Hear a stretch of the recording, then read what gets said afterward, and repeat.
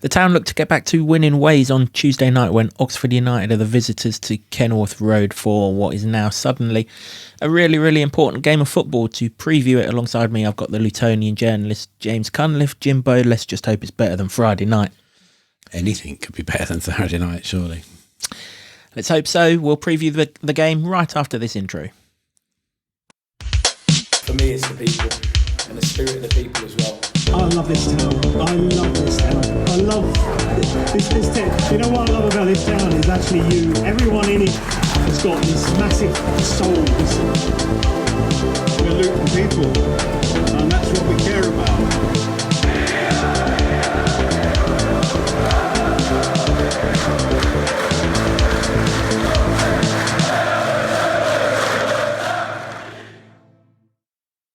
Jimbo, for once, we've finally got a game that's got some positive historical context to it. This fixture has delivered some great moments for Luton Town. 1988, we beat them in the semi-finals to make it to Wembley, where obviously we all know that we won the cup. A few weeks prior to that semi-final, we beat them 7-4 actually at Kenilworth Road. And of course, more recent, sort of younger followers of the podcast will remember that night that Keith Keane stuck that corner in that top corner at Kenilworth Road. And of course, our last meeting. How can we forget our last meeting with Oxford at Kenilworth Road? The day that the League One title came home. George Moncur with a couple of goals and everything that went with it. And to be fair, even the away game that season when Dan Potts scored in the 1263rd minute of injury time to win that game. Plenty of positive memories. Shall we stop the podcast now and leave it there? No, really good memories of this fixture for us. Well, let's hope after Tuesday there's another really good memory. I'll take any good omens you want to throw at this, really, because it's a dicey one, I think. 7-4 in the correct score. Who's up for it? Anyone up for it? We shall. We'll see later in the podcast.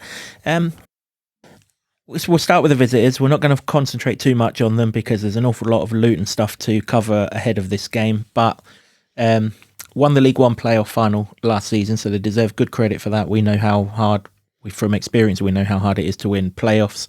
Lost their best player since then, though, Josh Murphy. He went to the champions of League One, Portsmouth, in the summer. Mark Harris is the centre forward. He's their top scorer. He scored a cracking goal against Blackburn earlier in the season. But pretty much everywhere I read with regards to Oxford, Cameron Brannigan in the middle of the park is attributed as one of their best players. He missed the game with Burnley at the weekend where they drew 0-0 due to injuries. We don't know what he's about or anything like that, whether he's fit or not. Hopefully he's not if he's that good. And other sort of notables to look out for in their squad, I guess. Peter Kioso's at right back. He of former Luton Town fame. And they've started the season well, Oxford, haven't they? Just inside the top half. But that's all down to their home form. Played 4 games away from home if you include the Coventry Cup game. Not won any of them. In fact, they've lost all of them. Hopefully that bodes well. Yeah, another good omen, hopefully. You've got to give them credit, really, from coming up from the playoffs. We know how difficult that is from last season, albeit that was in the Premier League. But it's been quite a while since they've been in the Championship. So for them to come up, and they're doing a hell of a lot better than Luton are, that's for sure. So you've got to give them all the credit in the world for that. Let's hope that their away form maintains its downward trajectory. Yeah, playoff finalists, so obviously they'll have had shorter time to sort their squad out in the summer as we had last season, and also generally when you've got a smallish kind of squad, 3 games in a week takes its toll. We found that out last season in a big way. So maybe that's positive. That's the one thing that we've got from all of this. We've got a pretty big squad, and hell, if we go in with the same 11 that we went in with on Friday night, I think the people will be raging, won't they? So I would imagine. I think that is virtually impossible. It is. We'll cover that. But they're going to be changes. There'll be forced changes. There'll be some non-forced changes, we suspect. Is it too early in the season to say this is a must-win game, Jimbo? Well, yeah. It's not going to decide anything, but I think it's more like the feeling around this start to the season. sort of a lot hangs on that, I think. There were 2 victories going into the Plymouth game, but I think we've said before that it really kind of papered over some really indifferent performances. You don't really mind at the time, but you kind of look back on it now and you do, because of the Plymouth performance, which again was poor, but absolutely got punished. And if, we were talking before, I almost don't want to say this in case it jinxes us, that's the kind of situation we're in at the moment, but we were talking before the Plymouth game about how bad their XG and how many they've conceded and stuff like that, and then they go and put 3 past Luton, and it could have been a lot more were it not for the crossbar and Kaminsky. And if you're talking Oxford haven't won away yet, suddenly Luton going to be the team that just gifts everybody these changes of fortunes, or are Luton going to, really grasp the nettle after that trip down to Devon and really start turning it around themselves? Because that's what we're sort of facing. I wouldn't. So yeah, must win maybe is too strong, but they've got to start turning this around, which is to perform well and get the win. I'd just take the win at this stage after Friday, to be quite honest. But you want to marry the two to give people confidence of the expectation that they have about this season. Yeah, exactly that. Of course, it's not a must-win game. I just think, obviously, this when the season started, we skipped Burnley and said this was a friendly run of fixtures. Well, it runs out here, and we haven't really maximised it. And after this, you've got Sheffield United, Watford, Sunderland, Coventry. I think is the 4 games for the rest of October. They look a bit daunting, don't they? So, of course, it's not must win from a season-defining point of view, but it does look on paper, and hey, we found out on Friday night football's not played on that, but it does look on paper as it's our best chance of 3 points. I mean, obviously, we all, if we can only have 3 points in October, it's not coming Tuesday night. Of course, it's not, but it does look like it's the easiest chance, or the most likely chance of getting it. Yeah, you'd hope so, and although you don't want to look too far ahead as well, it's one of those games where you've got to try and get something positive out of it to hold on to take to Bramwell Lane at the weekend, because I don't know how, after being so absolutely shocking last season, they've managed to be better this season. I don't know, but they are going to be one of the better sides, Sheffield United. But that is for another time, isn't it? It's like you can't think about that now. You've got to really concentrate on Oxford, making sure that their away form continues, drastically improving. I almost don't want to say form for Luton, because if they can tighten up at the back and start taking some of the chances, the recipe is almost there, isn't it? I said in the programme notes, or I've written a piece for the programme notes about, use the old Eric Morecambe adage of they're playing some of the right notes. I've paraphrased this and changed it a bit, but they're playing some of the right notes and not necessarily in the right order. And they haven't really had a game where you can say they've been totally on song. There's been flashes of it. And I don't want to be in this game getting to 70 minutes and they haven't played well, and that's the point they turn it on, because that's too late.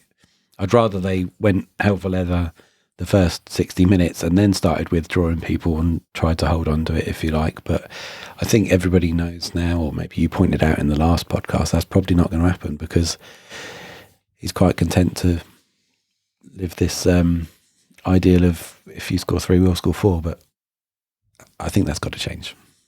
For this period, not just this game, for this little period, you've got to start trying to be harder to beat.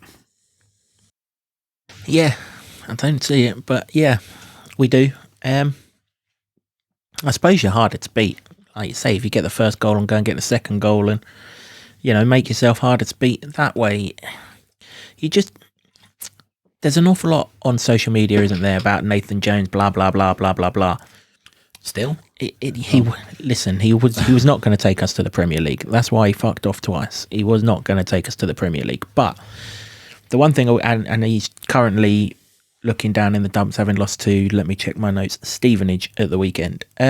But the one thing that you could guarantee from a Nathan Jones side is when it stunk the gaff out in the way that we did on Friday night, the next game would be smashing all over it, right at it, guaranteed to deliver the mother of all performances. Let's not forget, under Jones, we lost copious times by a large number of goals. 7 at Fulham, 5 at home to Reading. There was another 5 somewhere along the shenanigans as well. But each time that we got trolleyed, the next game we came back all guns blazing, right from the very first whistle, ploughing into them, going at them.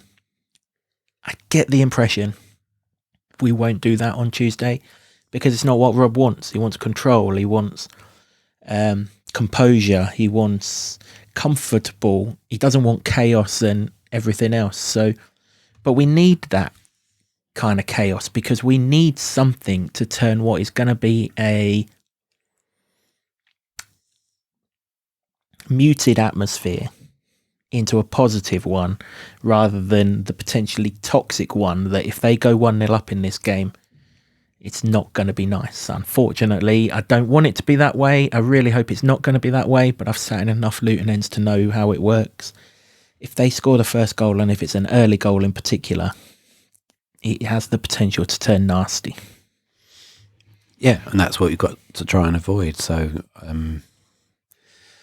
yeah, I mean, control's all very nice if you are actually controlling a game, but I don't think that, apart from the Pompey one, there hasn't been a point where I thought they've really controlled the game and not been under any threat whatsoever. QPR, don't think they were looking at the goal until McGuinness decided not to bother heading the ball.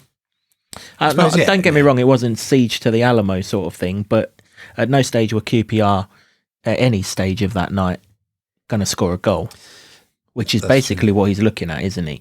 You go and nick a couple of goals at one end when you're on top, and the opposition not really look like scoring. That's the ideal situation. Even though he says he'd rather win 4-3, he wouldn't. He'd rather win 4-0. Of course he would. But there is a desperate need for a result here. There really is. Not just because these next games are tough, but because too much is turning in the wrong direction at the minute, on and off the pitch. Yeah, and that's the worrying thing. They've got really good players, and we were hoping that when they all came back, which prior to kickoff, that was the case. Save for an injury which is being billed as a minor one for Morris. We know that Bell's going to be weeks away, but Jacob Brown came back, and suddenly that's looking a lot better. And then in the space of one game, your defence is almost decimated again. To the point where I think it's worth discussing, even though I think we both know that the setup is not going to change. But I think the personnel that they've got now, because of those injuries, would warrant a 4-man defence, and that I think that's going to be a really frustrating one to see if it isn't that, because Bell's out, Mads is out. And that for me, Mengi's out. Mengi's exactly. Bloody hell. That for me just screams 2 centre backs, Burke and McGuinness. And if you're trying to crowbar Rue Walters in there, and then sticking somebody like maybe Moses as a wing back, I don't think that's going to send out the right message. Yeah, I don't think he does crowbar Rue Walters in the centre of defence. I just think he'll pick Tom Holmes there now. Yeah, I don't see it changing. If you're not going to change on Friday night when you're a goal down, when you're just not going to change. And you said it in the podcast that we did after Plymouth. There's only 48 hours of training between that game and this game, proper training, and that's not long enough to work on these kind of things. So, I don't see it changing. What they need to have done, let's be honest, what they need to have done is they need to have selected 4 or 5 masseurs to move into Carlton's house on Friday night and make sure that at no minute between then and Tuesday night does he not have whatever muscle he's got strained massaged to get it unstrained, because he's needed. It's as simple as that. It's needed because you can't start Elijah, really.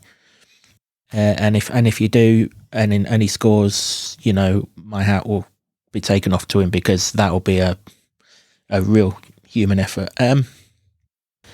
But without Morris, you're looking at Taylor. Now, we can't pump it up long for Taylor to hold the ball up. It's never happening. Oxford centre-halves have played in League One last season. You're going to be more than attuned to sorting out a striker that's, you know, having long balls fed into him. And I don't suppose for 1 minute they're going to defend particularly high, Oxford, to allow Taylor to go in behind. So Morris is needed. That's not to say that if Morris is not available, I wouldn't play Taylor, because I just think that it's run out with Elijah at the minute, and people would rather see Taylor try and have a go and fail than see Elijah fail again. And I'm probably in that camp myself now. But as I've said all along, this formation, this team, this setup, this division, and the way we're viewed in it, none of it suits Joe Taylor, because he's not going to have space to run in behind unless we're in front in the game and they're attacking. But, you know, by then, hopefully, we've already done the damage. So, yeah, hopefully they've employed a lot of masseurs to sort Morris's muscle out and got him back on the pitch on Tuesday night. I think that is wishful thinking in the Magic Land variety, because Let's hope Mrs. Morris has sorted it out then. Whoever. So I just,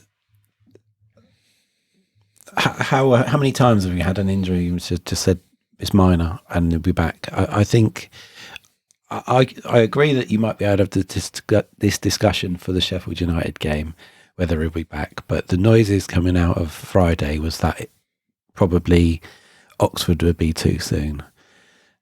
And so I don't think, in any normal situation, if Carlton Morris is available, I think, yes, he would replace Elijah, because of the confidence is gone, and it's just not happening. And it was this stage, well, one game more at this stage last season where he did get removed, and that kind of worked itself out once he was able to take him out of the firing line. And then when he came back, and he was fantastic until everybody got injured. And so I think that we would be at that stage were it not for injuries. So I think that we're going to see him. He'll start, I think. And Elijah? Yeah. I think he'll start. Can't.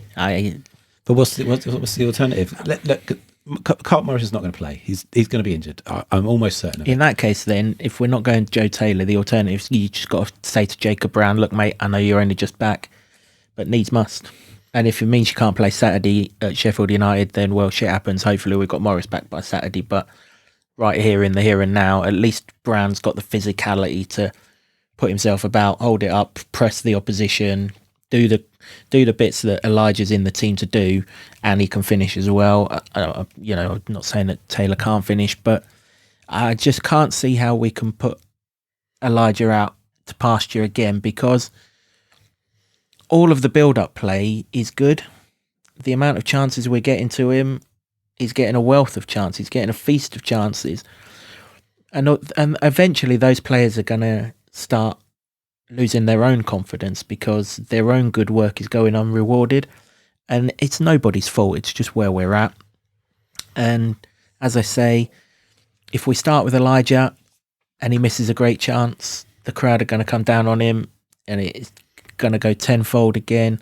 It's just in everyone's best interests now not to do it. As I say, if Rob goes with him, I'll be right behind Elijah. Of course I will, but I just think sometimes it's for the greater good, not really worth the hassle. And I think we're at that stage now.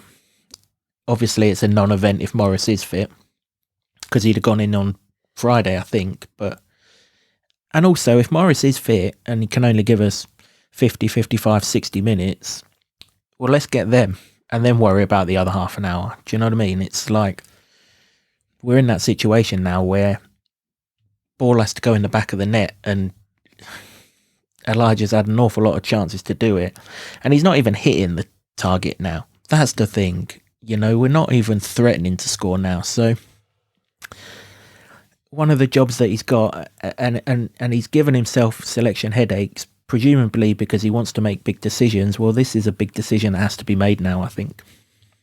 It is. It's a very big decision. I just think that the hand will be forced because of injury. If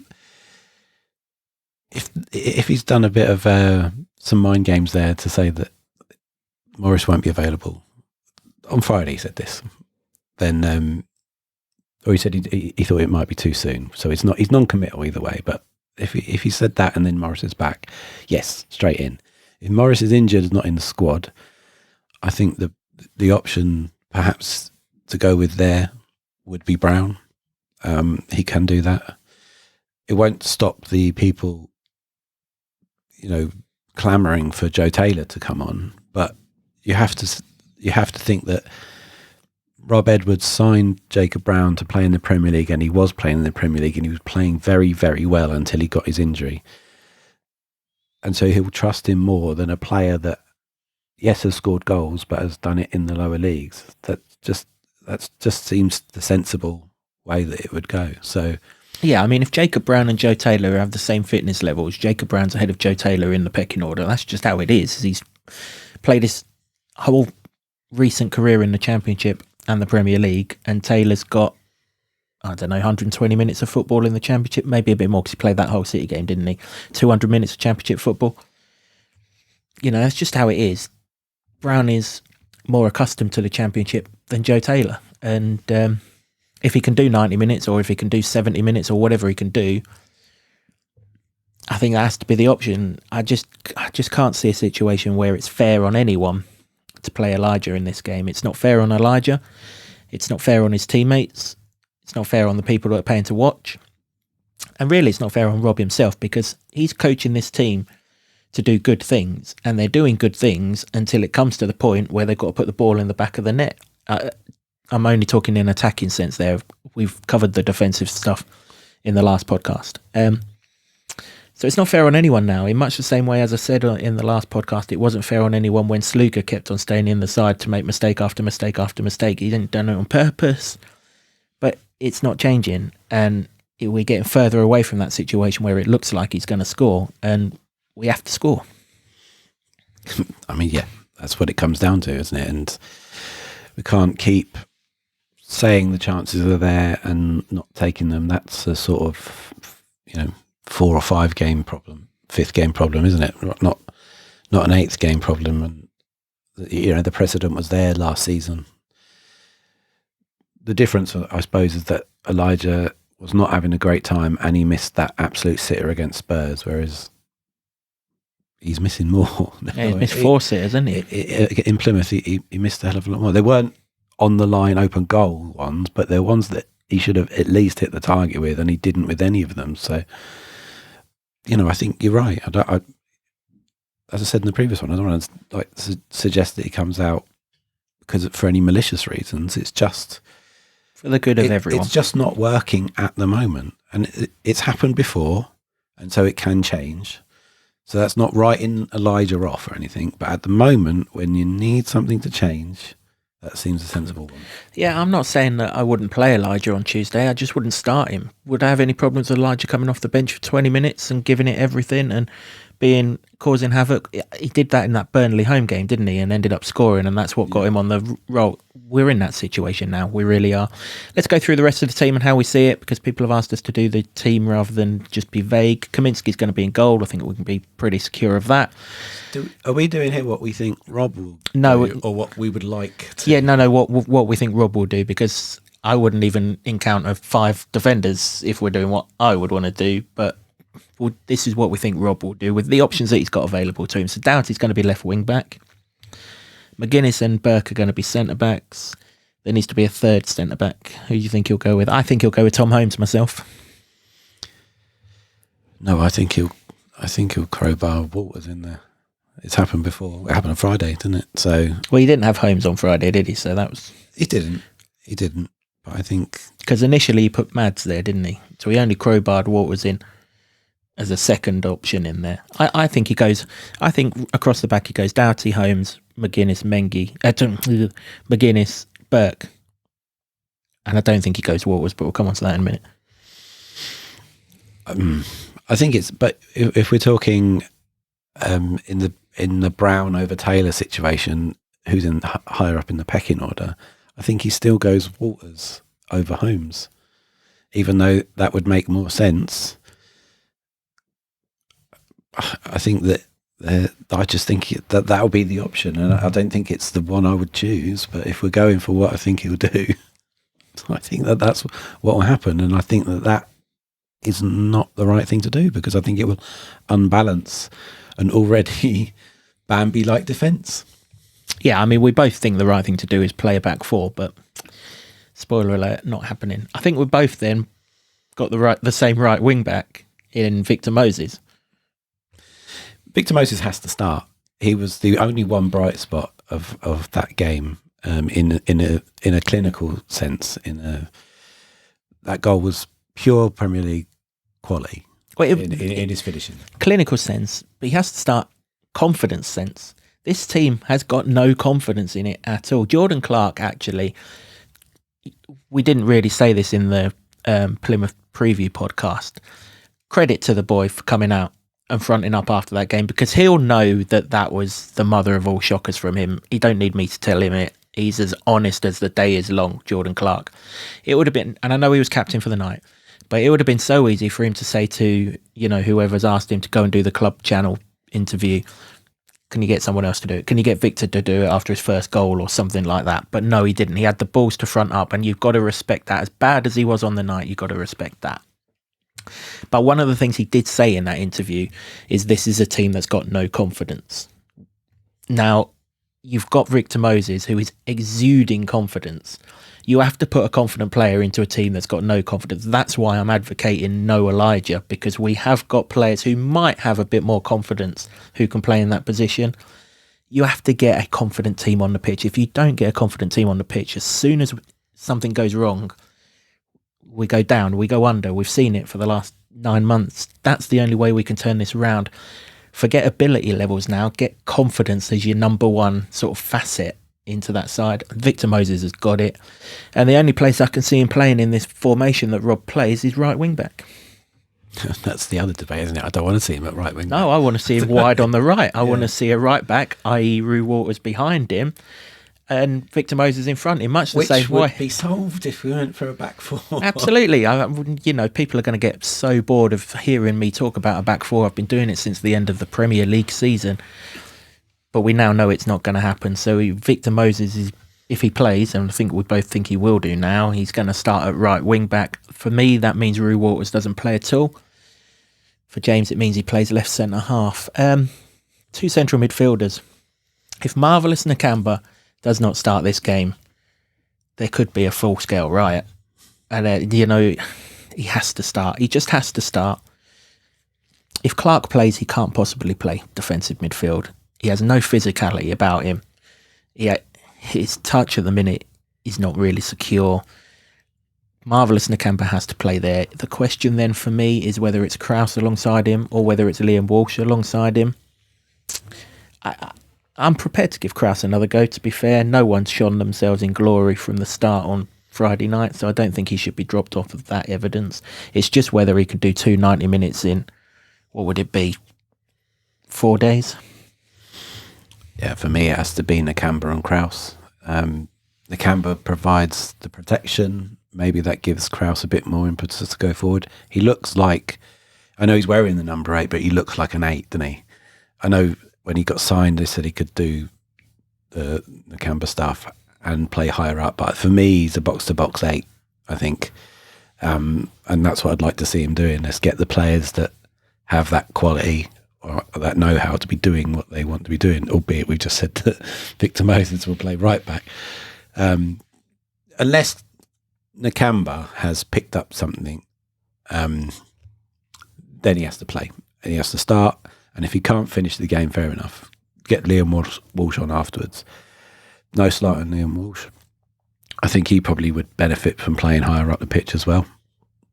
And maybe that's what will happen when Nakamba gets a run and gets a roll in and gets playing. Nakamba and Krause. Yeah, and that's the two defensive midfielders or deeper midfielders. I don't think we should call them defensive because there ain't a great deal of defending going on in amongst them. Deeper midfielders. So that leaves us 2 behind 1. So we think Chong's going to be unavailable. I mean, he had a right old shiner on him. And if he does play, that'll needed to have come down. That's got concussion protocol written all over it. It does. I mean, they didn't use a concussion sub though, did they? So yeah, so there's a way to wiggle. So they around can get around it if they want to. The way that they ran on to sort of hold his neck still. Yeah, he didn't walk off too secure to me. He looked Sparko. Yeah. And it didn't look a major blow, but a glancing one can do that, I suppose. And as a boxer from just down the road found out last weekend many times. Yeah. So I think that I don't see him playing. But then if he doesn't, the concussion protocol takes him out of Sheffield 10 United. days, isn't it? Yeah, so it takes him out that game as well. And yeah. but at the same time, he was completely ineffectual against. Well, I was going to ask that anyway. Would he have started anyway? Because 45 minutes he was on the pitch for, 5 passes is all he offered to the game. And it wasn't even like we were camped in our own half. We were attacking an awful lot in that game. Of course, the output at the end of it was crap. But 5 passes for a guy whose only role really is to complement the attack. Are we at that stage now where we were at with him last season, where he needs to come out of the side for the good of himself and rediscover himself before he comes back in it? Because in all reality, he's only going to get bullied off the ball on Saturday at Sheffield United anyway. So are we there now? Yeah, I think so. It's got to be. Although the basics were absolutely terrible at Home Park on Friday, it's got to be start from that point. Try and get the basics right. Compete, be physical. So Nakamba and Krause will do that. Chong won't. That's not what his game is. His game was so good last year when Luton were countering. And almost the way that they're trying to play now is not benefiting him. And so, yeah, I think he comes out. But I think it's a moot point. I don't think he will play because of the head injury. Yeah, I just don't see it. So it was Chong and Nelson behind the striker at Home Park. Who do you have behind there for this game? Nelson again? I mean, he did perfectly well in the 20 minutes that he came on at against Sheffield Wednesday. Shouldn't really be judged unfairly in that game against Plymouth because nobody was particularly good. Actually, I thought when he was on the ball, he linked up well with what was down that right hand side. He looked like he was going to try and get Elijah in when we could. I'd have no problem with Nelson playing again, but obviously if Chong doesn't, someone else is going to have to play that role. And just looking at what's around, you've kind of got Corley Woodrow. He's never started a game for Luton since he's come back, so I don't really see him starting now.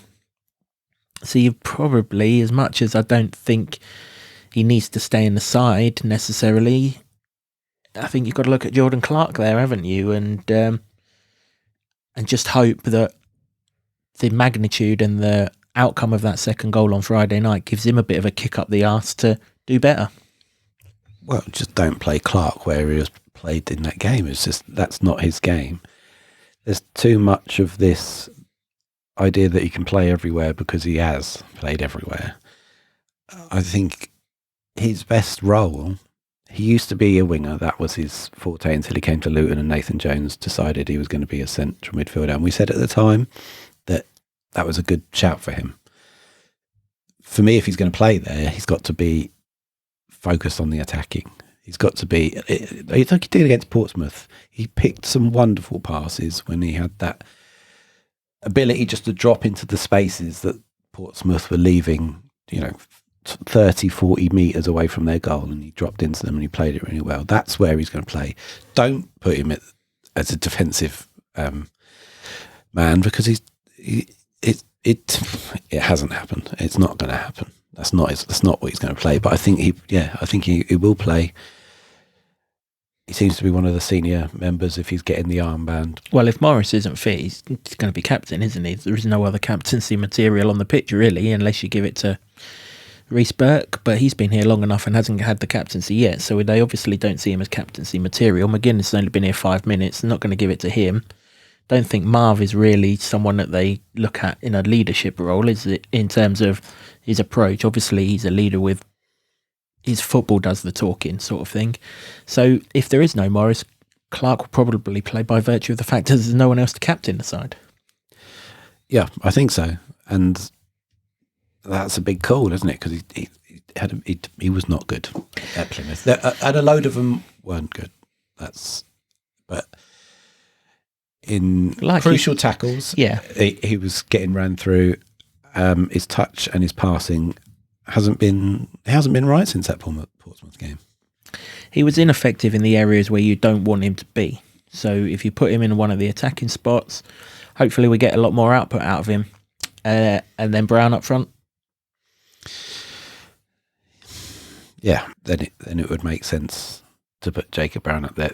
It's still a massive ask. He's not played for 7 months, apart from his cameo on Friday, and he done some good things. There was one chance he got through on goal and fell over far too inexplicably for me. Can't blame him too much. He's not played that he's not played since February, and it's a knee injury, a serious knee injury. But it kind of feels like for all the options Luton have, that is it's a risky one. It is a really risky one. Yep, we should obviously recognise that we did try to sign Tom Cannon in the transfer window. That didn't materialise. He went to Stoke, and that's up to him, isn't it? So we see the team, or at least I see the team. I see Rob going with Kaminsky at the back. Kaminsky in goal. Back five of Doughty, Holmes, McGuinness, Burke, Moses, Krause and Nakamba in front of them. The two behind the striker being Clark and Nelson, and that striker being Brown. James is exactly the same, except he has Waters instead of Holmes.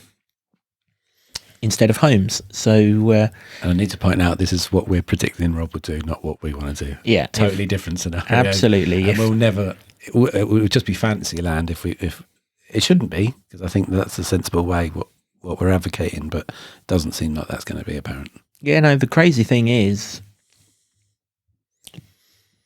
if he did go with my formation, he would still actually go with 10 of the same 11. He would just take Holmes out of the equation and put another midfielder in, which would, given what we've got available, would be Walsh.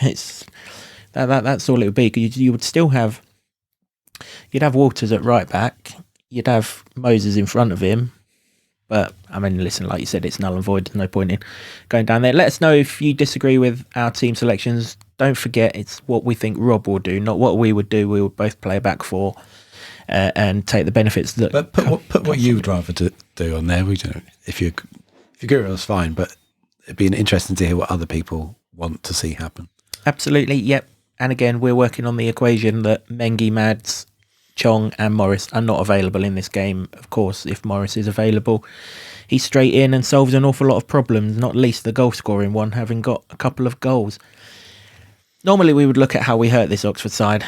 We don't care how we hurt this Oxford side, as long as we bloody well do hurt this Oxford side, because we just need to come out here all guns blazing. Yes, I know there's going to be an element of control to it, but that doesn't mean to say that we can't play with a purpose, with a tempo, with a intent, with a, an intent to get in behind, like we did actually for the first 10 minutes against Plymouth. It only started going tits up when that ball wasn't cut out and it ended up in the back of our net. Who knows where we would have gone if we'd defended properly.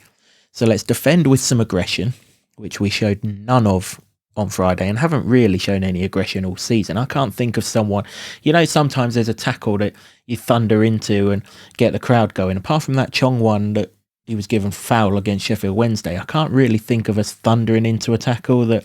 Well, not defensively, but Krause did in his debut. Krause did, of course, as well. That's why we were singing his praises, because perhaps it's been so rare. Yeah, exactly that. So let's show some aggression. Let's show some intent. Let's show some tempo. That's the biggest thing. There's no tempo to this play. If we are passing it around the back, let's pass it quicker. Let's move the ball. Let's get it up the pitch. Let's get in front. Let's enjoy our Tuesday night under the floodlights, because if we don't do any of that, it has the potential to turn rather nasty in much the same way that Stevenage game in the first conference season did, and we don't want to go down that route if we can possibly help it. That's pretty much it for this episode of the podcast. All that is left is, of course, the score predictions. 7-4, Jimbo? No, we've already shied away from Fantasyland, haven't we? So, do you know what? I'm quite worried about this game. It's going to be a really nervous one, so I can understand anybody that feels the same. And I'd love a win, obviously, but I think it's a don't lose, and so I will go for a draw, 1-1. 1-1 draw for Jimbo. This is tough, isn't it? Because 3 weeks ago, in that international break, you'd have been comfortable that we'd win this game. I've said all along that this is the last of the comfortable fixtures. That's not a disservice to Oxford. There's 2 divisions between us last season. It's just a fact that this should, on paper, in theory, be a comfortable fixture. It now isn't a comfortable fixture. It's now got banana skin written all over it, not least because they play in yellow. But yeah, I don't really know. I still have belief in this side, though. I still think that the attacking metrics of this side are right, and there will be a personnel change. So if that personnel change has the desired effect in terms of goal output, I still see no reason why this team can't win many, many matches at this level, regardless of how it defends. And I just hope that it defends better than it did against Plymouth. I mean, it can't possibly, surely to God, we've got to show some aggression. We beat them 3-1 to win the League One title down here, didn't we? I don't see us going from goal shy to 3 goals, but hopefully we can nick it 2-1. They've lost the last 2 away games 2-1, so complete the hat-trick. 2-1 Luton for me. 1-1 for James. Do you know what? I was toying with the defeat. I'm quite concerned about it. There was a time before we press record on this that I thought I might go for a defeat. Well, at least you mellowed a little bit. Yeah, but it's a nervy draw, that. Yeah, listen, this is not the easy game. No, easy is the wrong word. That is disrespectful. This is not the ball is in Luton's court game that it was a few weeks ago, just by virtue of the fact that we seem to have lost this ability to stop a siege on our goal whenever it's attacked. But that has to change at some point, because if it doesn't, major changes will happen. And I'm not sitting here advocating that. I don't want that to happen at all. I want Rob to sort it out, because he's not stupid. He's clever. He can obviously see that something's going wrong. He only has to look at the numbers of our goals conceded to see that. And I'm comfortable that he'll change it at some point. And let's hope this is the one. And if we stink the gaff out and win 2-1 or win anything, then that'll do me. But, you know, obviously, hopefully we can get a... What was it you said in your program notes? Get a tune out of this side. Let's hope that we can do that. Do look at James's program column. I've seen it. It's a cracker, and well worth a read for any Luton fan, young or even older. It's one for the 90s heads, I think. It is indeed. Yeah, absolutely. Let's have your score predictions. Not as much time to send them in to us this time. Don't blame us. Blame the schedule. But yeah, get them in. And as always, if you get the right result, you'll get a point. If you get the right score, you'll get 3 points and you'll get a shout out in the Oxford review episode, which will come along. I mean, it'll feel like we've not stopped recording, wouldn't it? But it will come along as quickly as we can get it out to you after the game on Wednesday night. That is it for this episode of the podcast. If you've yet to vote for us for the Football Content Awards, we really, really, really would appreciate it. All of the details of how to do it are either on the show notes here or on all of the pinned posts on our socials. So if you can just take a few seconds just to vote for us, we would absolutely love to have a shiny little trophy on set come November the 22nd, wouldn't we? And it would be... It's a glass one as well. It wonders if we put it here, because you'd be able to see through. Be absolutely perfect. So yeah, please do vote for us if indeed you can. Thanks also to the Barber Club and the Lower Level in Luton for hosting our studio. Really appreciate your support as always, guys.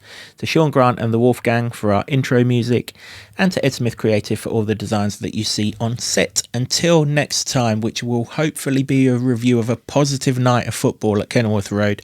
From James and myself, come on you Hatters.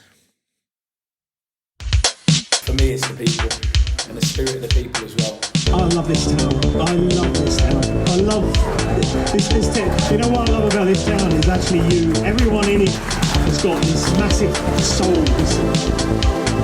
We're Luton people, and that's what we care about.